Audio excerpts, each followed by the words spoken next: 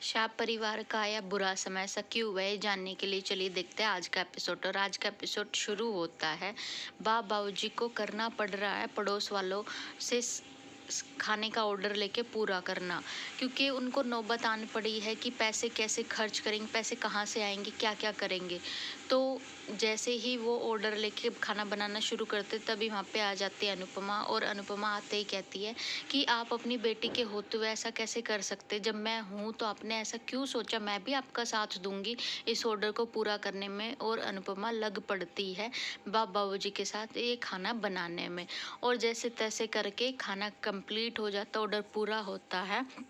तो अनुपमा बाबूजी से कहती है कि आप इतना मत सोचा कीजिए, मैं हूँ तो सही। उसके बाद में अनुपमा लग पड़ते सारा सामान लेके घर घर पहुँचाने, और जैसे जैसे सामान पहुँचाती है तो बचता आखिरी ऑर्डर। और आखिरी ऑर्डर जैसे ही पहुँचाती है वहाँ पे सामने से आती है मालती देवी, जो अनुपमा को देख के कहती है, अनुपमा को तो आदत है इतनी बड़ी हो पैसे वाली होके चैरिटी करने की, लेकिन क्या करे भाई, अनुपमा की सोच ऐसी है। तो अनुपमा अपने बाबूजी का नाम बदनाम नहीं होने देना चाहती और कहती है कि इस उम्र में मेरे बाबूजी काम करके अपना खर्चा चलाना चाहते हैं, तो इसमें कोई बुराई नहीं है और मैं इसमें उनका साथ ज़रूर दूंगी। उसके बाद में अनुपमा आ जाते कपाड़िया हाउस, और छोटी अनुज के साथ में मिलके करते दिवाली की तैयारियां, गिफ्ट वगैरह पैक करते। तभी गुरु माँ आके उसमें छलांग मारते हुए कहती है, अनुज तुम्हें छोटी अनु पे ध्यान देना चाहिए, वो पढ़ाई में बहुत ज़्यादा कमज़ोर हो रही है, मैंने आज तुमसे दिन में भी कहा था उसको ट्यूशन की ज़रूरत है, फिर भी तुमने ज़्यादा सोचा नहीं। तो अनुपमा सोचती ये बात कब हो गई इन दोनों के बीच में, और मालती देवी कैसे अनुपमा की राह में कांटे बिछाए जा रही है।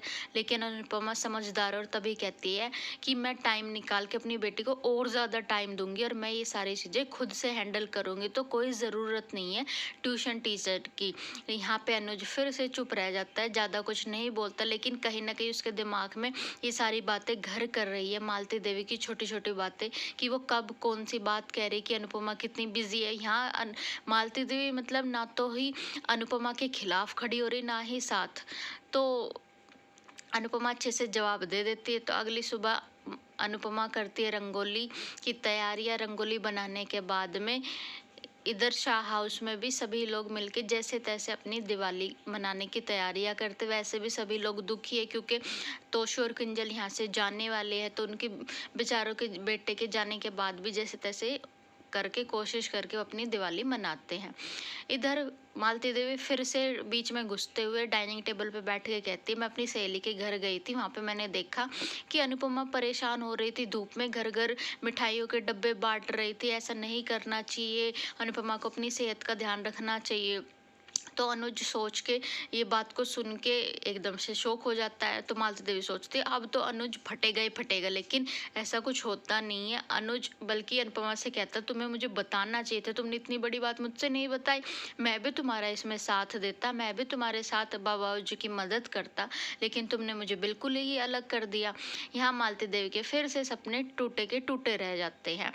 और कुछ देर बाद दोनों घरों में दिवाली की पूजा होती है। अच्छे से सभी लोग दिवाली की पूजा करते हैं बारी बारी से, शाह परिवार में भी और कपाड़िया परिवार में भी।